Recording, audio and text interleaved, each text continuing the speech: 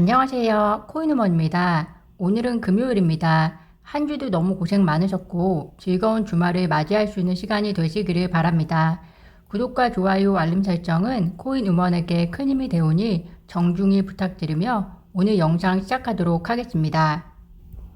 오늘 리플의 좋은 소식부터 시작하도록 하겠습니다. 리플이 브라질의 트래블렉스 은행과 함께 리플 ODL을 활용한 서비스를 진행하게 됩니다. 트래블렉스는 브라질 중앙은행이 외화 전용으로 운영을 승인한 최초의 은행인데요. 이로써 트래블렉스는 라틴 아메리카에서 리플 ODL을 출시하는 또 하나의 최초의 의미를 갖는 은행이 되었습니다. 브래드 갈링하우스는 다음과 같이 이야기하고 있는데요.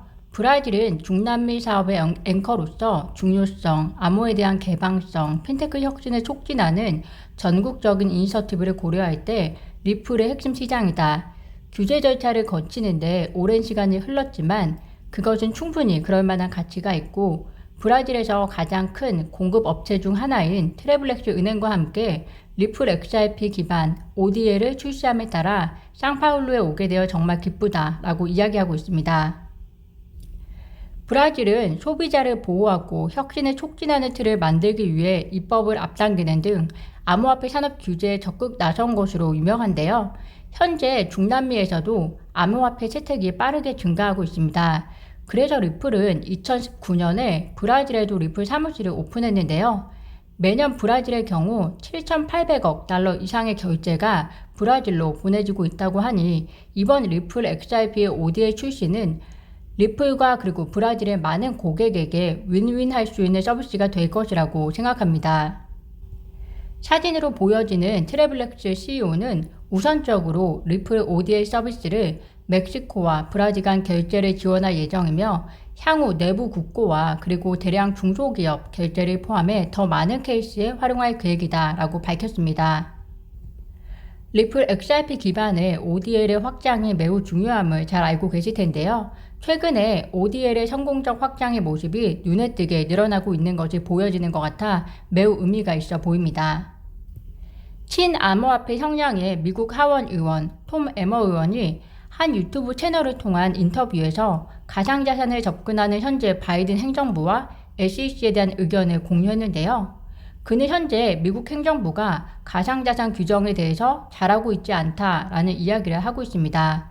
그는 바이든 정부가 트럼프 때와 달리 뭔가 새로운 기운을 불어넣어 줄 줄 알았지만 그들 역시 다르지 않다라면서 한 예로 이번 3.15 사태로 파산된 보이저를 예로 들었는데요. 당시 보이저는 파산 신청을 하면서 연방예금보험공사 보험에 가입되어 있기 때문에 투자자들에게 최대 25만 달러까지 보상할 수 있다고 했었는데요. 실제 연방예금보험공사는 해당 보험은 은행 파산에 한정된 것으로 디지털의 파산과 암호화폐 가치 손실을 보호하지 않는다고 함으로써 큰 혼란을 야기했었습니다. 이에 대해서 톰 에머는 규정이 명확하지 않아 발생한 이런 일에 대한 명확한 규제의 성립이 현재 정부가 그리고 사법부 모두가 나서서 해야 할 일임에도 아무것도 이루어지지 않고 있다라며 매우 비판적으로 이야기했습니다. 따라서 계속해서 의회와 정부 더불어서 현재 관할권 밖의 집행을 자행하고 있는 SE까지 이들에 대해서 의문을 계속적으로 제기하고 목소리를 내야 한다고 이야기했는데요.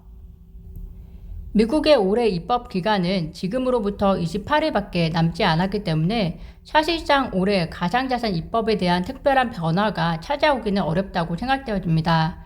그렇지만 현재 가상자산 관련 3개의 안이 제출된 상태이고 이 모두 CFTC를 가상자산의 관할권으로 주자는 것이 포함된 이야기이기 때문에 2023년은 투자하는 사람에게도 기관에게도 지금보다 더 명확한 환경이 만들어지지 않을까 생각을 하게 됩니다. 오스트레일리아 한 연구진이 코인베이스 신규 상장 25%의 내부자 거래가 있었다고 밝혔습니다. 오스트레일리아 시드니 공과대 연구진은 가상자산 시장의 내부자 거래라는 논문에서 코인베이스에서 2018년 9월부터 2022년 5월까지 이뤄진 신규 상장 가운데 12에서 25%의 내부자 거래가 있었다고 분석했는데요. 이 중에는 기소되지 않은 건들도 많다고 합니다. 연구진은 이 기간 새로 상장된 종목 146건과 관련해서 상장 발표 전 100에서 300시간 동안 해당 종목이 탈중앙 거래소에서 어떤 거래 패턴을 보였는지 분석했는데요. 250시간 전부터 명확한 거래량 상승이 발견됐다고 밝혔습니다. 이 기사를 보면서 드는 생각이 한편으로 SEC가 증권이 아닌 리플을 증권이라고 우기면서 소송에 할애하지 말고 미국에 상장된 유일한 거래소인 코인베이스 내부자 거래 사건을 할애했어도 본인들 실적은 했을 것이라는 생각이 드는데요. 이쯤 되면 SEC도 후회하고 있지 않을까라는 생각이 드는 게 본인들도 결국 리플에게 벌금을 받아내는 것이 주 목적이었기 때문이었을 텐데 잘못된 선택을 했구나라고 생각할 것으로 보입니다. 본인들의 역할도 명확하게 이해하지 못해서 코인베이스의 내부자 거래자 같은 곳에 힘쓰지 않고 엉뚱한 곳에 힘을 빼고 있는 SEC. SEC 많은 인력이 변호사 출신이라고 하는데요. 수단을 가리지 않고 돈을 쟁취하기 위한 기관이라는 생각이 듭니다. 미국 국민의 소중한 자원이 쓰여질 곳에 쓰이지 않고 엉뚱한 곳에 쓰여지고 있는 현상이 참으로 안타깝습니다. 규제가 명확하지 않고 SEC의 일관적이지 않은 규제 집행으로 현재 암호화폐 관련 외부 변호사들은 오히려 SEC의 집행 조치 케이스들과 SEC가 사용하는 집행 언어에 대해서 자체 연구하고 있다고 합니다. 이를 통해 SEC의 생각을 확인하기 위한 것이라고 하는데요. 모든 것이 순서가 있어야 하는데 있어야 할 것이 없음으로 인해 이 얼마나 자원의 낭비가 아닌가라는 생각이 듭니다. 앞으로 SEC의 규제 집행이 증가할 것으로 예상되는데요. 그들의 수익과 별도로 변호사들을 들여야 하는 노력의 고충이 증가할 것으로 예상됩니다. 나이지리아 중앙은행 총재가 CBDC 관련 이 나이라 프로젝트의 두 번째 단계가 시작됐다고 말했습니다. 그는 약 800만 명 활성 이용자를 목표로 한다며 은행을 이용하지 못하는 사용자가 관련 서비스를 받을 수 있도록 노력할 것이라고 전했습니다. CBDC 관련해서 유럽중앙은행 역시 CBDC에 대해서 매우 긍정적인 평가를 하고 있습니다. 유럽중앙은행은 CBDC는 실물화폐가 경제적인 적정성을 상실했고 또 암호화폐와 빅테크의 진출이 계속되기 때문에 현재 통화 시스템의 원활한 지속을 보장할 유일한 솔루션인 것으로 보인다고 밝혔습니다. 유럽진흥은행의 말처럼 CBDC가 현재 정부와 관련된 통화 시스템 관련해서는 유일한 솔루션이 되어서 리플 XRP가 어제 비탈릭의 이야기가 말도 안 됨을 숫자로서 증명할 수 있는 날이 빨리 왔으면 좋겠습니다.